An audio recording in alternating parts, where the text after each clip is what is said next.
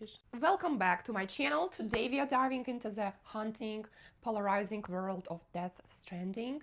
The original version released back in 2019.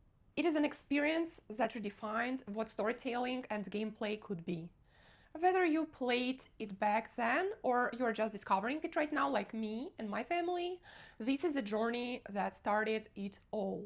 The world of Death Stranding is quiet, broken, a United States left in ruins by an event no one fully understands, the Death Stranding. You are Sam Porter, Bridges, a lone delivering man carrying more than just a cargo. Your mission: reconnect what's left of America, one isolated city at a time. But this isn't your typical post-apocalypse.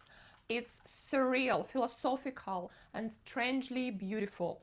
The landscapes feel endless, but the silence never lets you forget. You are not alone out there. I'm almost done with this game. Very beautiful, very bright. At its core, Death Stranding is about movement. Every delivery is a test of balance, strategy, and patience. You'll manage your weight distribution, plan your routes across rugged terrain, and learn to navigate through rainstorms, known as timefall. Rain that rapidly ages anything it touches. You are equipped with tools like ladders, climbing anchors, and even exoskeletons to help on tougher trips. But it's not just the land you are fighting. Mules, rocks, porters obsessed with stealing cargo can ambush you. And worse, BTS. Invisible, overworldly creatures that pull you into terrifying confrontations if you are not careful. Despite all of this, it's the walking, the act of simply delivering, that becomes strangely meditative. It is very deeply satisfying. It is a perfect game to play every day after you get back from work, just for a couple of hours to relax.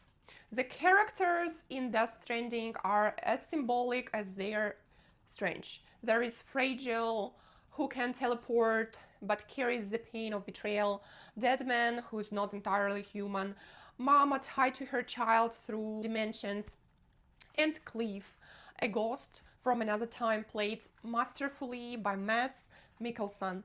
Every one of them serves a purpose in the story and revealing what the Death Stranding really is and what it means to be connected.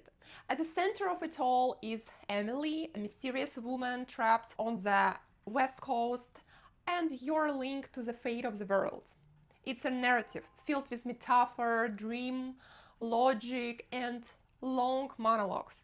But if you are patient, it rewards you with emotional depth, rarely seen in video games. And I played a lot of video games. I play one video game each week.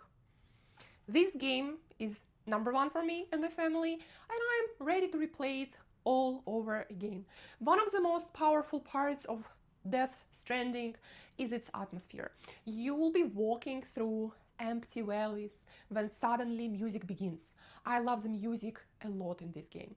Low, roar, silent poets, and other ambient tracks fill the space, turning your lonely journey into something cinematic and romantic. No background noise, no combat, just music and scenery. It's lonely yet comforting, like the world is struggle, but it's quietly cheering you on. Look at that. How cool is this game? Combat in Death Stranding is different. You are not a soldier, you are a courier, but you will fight against humans who want your cargo, against the terrifying badass that stalk in the rain. You'll use tools like bolas, grenades made from your own bodily fluids, and eventually lethal weapons. But killing has consequences, literal ones. Every death in this world risks creating a void-out, a nuclear-level explosion that leaves behind a crater. So the game constantly pushes you toward non-lethal solutions and smart escapes over brutal force, which is amazing. I love it a lot. I have a huge screen at home. I got it especially for my gaming hobby. At its core, Death Stranding is about connection, or more specifically, the lack of it. The world Kojima imagined mirrors our own in eerie ways.